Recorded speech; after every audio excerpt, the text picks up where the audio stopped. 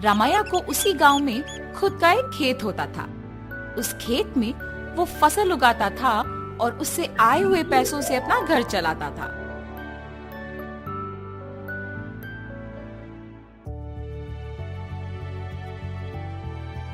हमेशा की तरह इस साल भी फसल तो मैंने उगा दिया।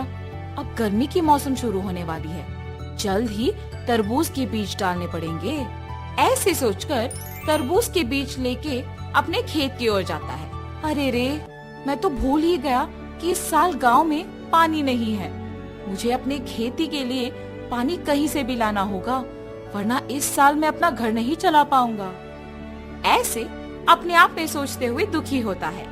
इतने में उसके पड़ोसी खेत का मालिक विश्वनाथ रामैया को देख उसके पास आता है।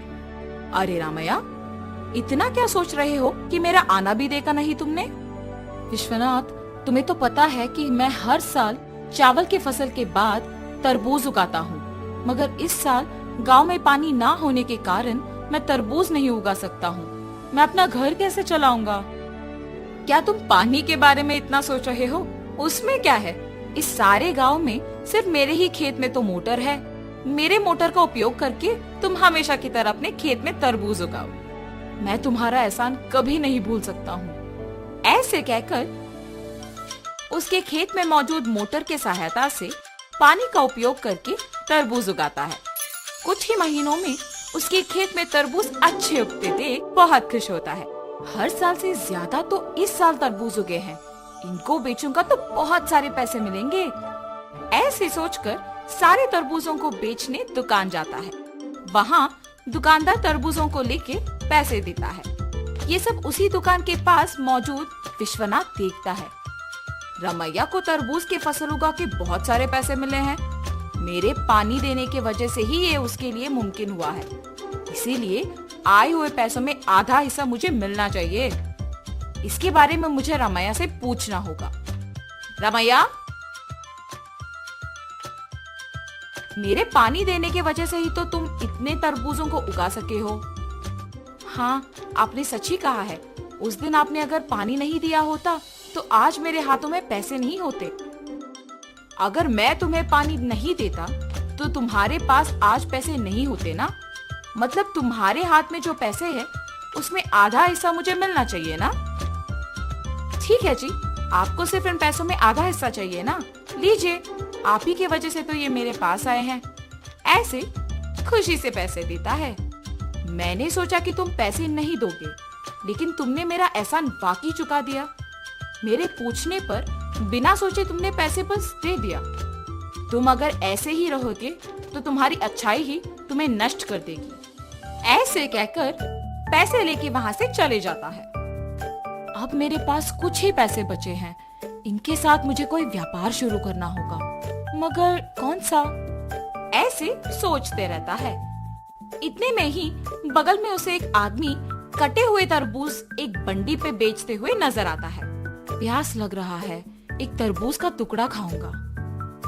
उस तरबूज वाले के पास जाता है और पूछता है, बाबू, एक तरबूज का टुकड़ा मिलेगा? जी हाँ। एक तरबूज का टुकड़ा कितने का है?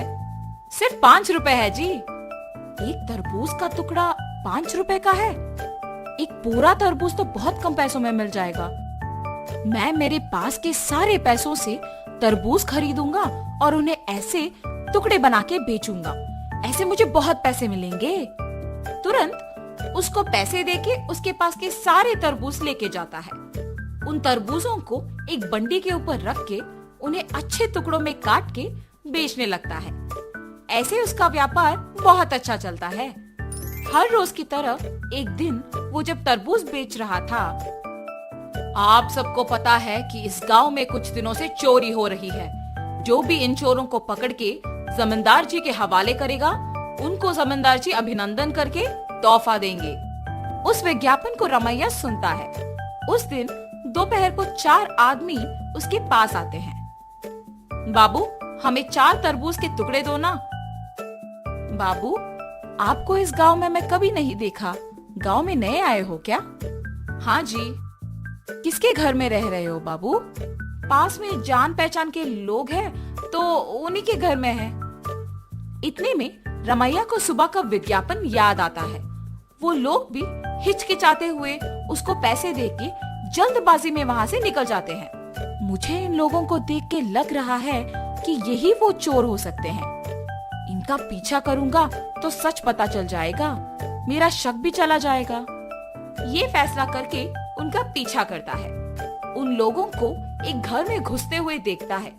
खिड़की में से उन लोगों को देखते रहता है।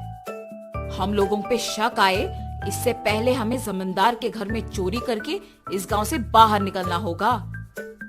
मेरे सोच के अनुसार ये लोग तो चोर ही निकले हैं। तुरंत मुझे ये जमींदार को बताना होगा, वरना आज जो चोरी होगा उसका कारण तो मैं ही बन जाऊंगा। तुरंत वो वहाँ से जमींदार के पास जाता है। जमींदार साहब, जमींदार साहब। अरे क्या हुआ रामैया, यहाँ आए हो?